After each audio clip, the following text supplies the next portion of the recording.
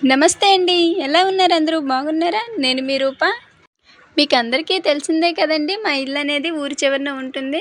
So, ఇంటెదురుగా ఇన్ని తాటి చెట్లు పెట్టుకొని, తాటికాయలు రోజు నోరూరిస్తుంటే ఎలా చెప్పండి? సో, అందుకని చెప్పి ఇంకా వాటి పని పడదామని మా వారును, మా అన్నయ్య వాళ్ళైతే బయలుదేరెళ్లారు. ఇక్కడి నుంచి మొత్తం బారుకి అన్నీ కూడా తాటి చెట్లే. మధ్య మధ్యలో సీతంకాయలు అంటారు కదండీ! ఆ చెట్లు కూడా ఉన్నాయి.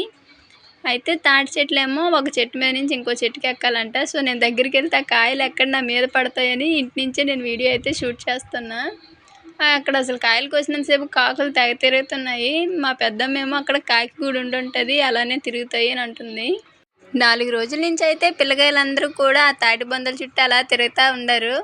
అంటే తాటికాయలు వాళ్ళకి అందిన చెట్టు వరకు కోసేశారు. బట్ ఈ చెట్టు ఏంటంటే కొంచెం బాగా కిందన ముల్లులు ముల్లులుగా ఉంటాయి కదా! సో, అందుకు ఎక్కలేకేమో వదిలేశారనమాట. పిల్లలు కొయ్యలేనిదే మనం కొయ్యకపోతే సిగ్గని చెప్పి ఇంకా వీళ్ళైతే బయలుదేరెళ్ళి మా వారైతే కాయలు కోసారు. ఒక చెట్టు మీద నుంచి నిలబడి ఇంకో చెట్టు మీద నుంచి అయితే గడికర్ర పెట్టి కాయలైతే కోసారు. గడకర్ర అంటే ఇంకేమీ కాదండి. ఒక కర్రకి అంటే కొడవలినేసి కడతారనమాట కత్తిని పెట్టి. మనకి కొన్ని అందవుక చూడండి, అందని చోట్ల కర్రకి కత్తిని పెట్టి కోస్తుంటాము. దాన్నే గడకర్ర అంటారు. సో, ఇది మేము వేసవికాలంలో ముందు ముందు తినే ఈ ముంజికాయలు. ముంజికాయలు వేరు, తాటికాయలు వేరు. తాటికాయలంటే మనకి కొన్ని ఇవి ఉంటాయి చూడండి, బాగా పండిపోయిన తర్వాత పీచు పీచుగా వస్తాయి. అవి తాటికాయలు. ఇందులో నీళ్లుంటాయి కాబట్టి వీటిని ముంజికాయలంటారు. మా చిన్న తమ్ముడైతే ఇంట్లోకి కూడా రాకుండా ఇంజిన్ దగ్గరే కాయ కొట్టి తినేస్తున్నాడు. ఇంకా మా పిల్లలిద్దరైతే ఇదిగోండి ఇంకా మాకే ఇదంతా అన్నట్టుగా అసలు మధ్యలో నుంచి రావటం లేదు. సాత్విక్ అయితే మరినసలు. నాకు మాత్రం ముంజికాయలంటే చాలా ఇష్టమండి. నిజంగా చెప్తున్నాను. చిన్నప్పటి నుంచి కూడా వేసవికాలం వచ్చింది, సెలవులొచ్చాయంటే చాలు ఇంకా ఇలా తాటి చెట్ల చుట్టూ తిరగటమే పననమాట. ఇంతకీ మీలో ఎంతమందికండి ఈ ముంజికాయలంటే చాలా ఇష్టం? కింద కామెంట్‌లో తెలియచేయండి. అదీ కాకుండా మనకి ప్రకృతి నుంచి ఇదొక వరమనే చెప్పుకోవాలి. చాలా అంటే డబ్బులు ఖర్చు పెట్టకుండా ఇవి మాకైతే బయట సిటీలో ఉన్న వాళ్ళైతే కొనుక్కోవాలి తప్పదు. కానీ విలేజ్‌లో ఏంటంటే డబ్బులేమి పెట్టాల్సిన అవసరం లేదు కదా! చుట్టూ చెట్లే కాబట్టి ఎక్కి కోసుకోవచ్చు. కాకపోతే కోసుకునే ఓపికే ఉండాలి మనకి.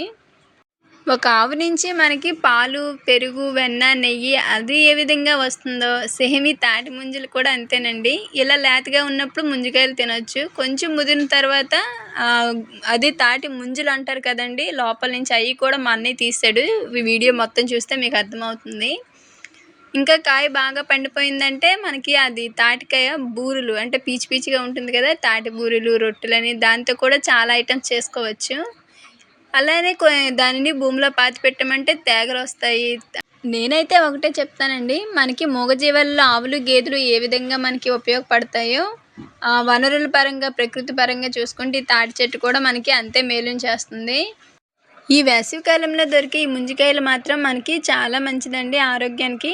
అలానే మనకి చాలా వరకు ఎండ తీవ్రతలకు ఉపశమనాన్ని కూడా ఇస్తాయి. అందుకే అంటారు కదా, ఏ కాలంలో కాసిన పండ్లని ఆ కాలంలోనే తినాలి అని. ప్రకృతి కూడా మనకి మేలు చేసే విధంగానే ఉంటుందండి. కాకపోతే మనమే ఏంటంటే ఎక్కడికక్కడే చెట్లని కొట్టేస్తున్నాం కదా! సో, చాలా వరకు అడవులు కూడా నాశనం చేస్తున్నాం. దానివల్లే ఒక్కోసారి ప్రకృతికి విరుద్ధంగా వైపరీత్యాలు ఇలాంటివన్నీ కూడా వస్తుంటాయి. దానికి కూడా ఒక విధంగా మనమే కారణం అనమాట.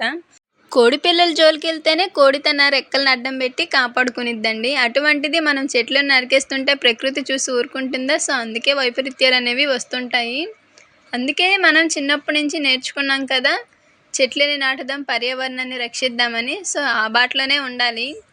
మేమైతే మాత్రం ముంజికాయలని భలే ఎంజాయ్ చేస్తూ తనివితీరా అయితే తినేసామండి. ఈ వేసవి కాలంలో మొదటిసారిగా తినే ముంజికాయలు ఇవే అనమాట. ఇంకా ముందు ముందు అయితే చెప్పలేము. పనిలో పడ్డామంటే అసలు ఇంకేం గుర్తుండవనమాట. ఇంకా అదొకటే ధ్యాస అయిపోతుంది. ఆ రోజు శ్రీరామనవమి కాబట్టి ఇంటి దగ్గర ఖాళీగా ఉన్నాము. సో, అందుకే ఈ ముంజికాయల ప్రోగ్రామ్ అయితే పెట్టుకున్నాము.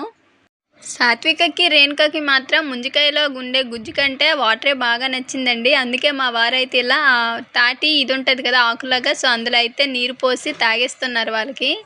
నాకైతే లేత ముంజికాయలంటేనే బాగా ఇష్టం. ఎందుకంటే అందులో ఎక్కువగా వాటర్ ఉంటుంది కదా! గుజ్జు కంటే నాకు వాటరే చాలా ఇష్టం. నా పిల్లలకు కూడా అలానే నచ్చినట్టుంది. పద్దాక నీళ్ళు పొయ్యమంటుంటారు. అవేమైనా పంపులో నీళ్ళా కొట్టి తీయడానికి. ముంజికాయల్లో నీరు ఎంతని ఉంటుంది చెప్పండి. పద్దాక వాటిని అడుగుతున్నారు. సో, ఫైనల్‌గా ఈ 2 గెలలైతే వదిలేసి మిగతాయన్నీ కూడా కొట్టేసి తినేసాము. చుట్టుపక్కల ఉన్న పిల్లకాయలు అందరినీ పిలిచి అయితే మొత్తం కొట్టిచ్చేసామనమాట. మా బుడ్డదానికి తులసి కోట దగ్గర ముగ్గేస్తే చాలు ఎందుకు ఎళ్లి మొత్తం అలికేసిద్ది. సో ఇదిగోండి తిన్నవన్నీ సగం బొచ్చులో వేయడం ఇవంతా కూడా క్లీన్ చేసుకునేసరికి ఇప్పుడు నాకు చాలా టైం పడుతుందనమాట. తిన్నప్పుడు ఉండదు బాధ, క్లీన్ చేసేటప్పుడు మాత్రమే ఉంటుంది. వీటన్నిటిని ఎత్తి బయట పడేసే కంటే ఎండబెట్టుకుంటే మాత్రం పొయ్యిలో భలే కాలుతాయండి. అంటే కట్టెల పొయ్యి ఉంటుంది కదా, సో వాళ్ళకైతే బాగా ఉపయోగపడుతుంది. నేను అందుకే పడేయకుండా ఎండబెడదామని చూసుకుంటున్నా.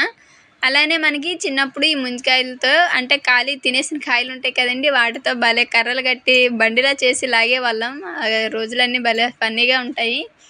సో ఇంతేనండి వీడియో నచ్చితే లైక్ చేయండి. మరో మంచి వీడియోతో మళ్ళీ కలుద్దాము. ధన్యవాదాలు.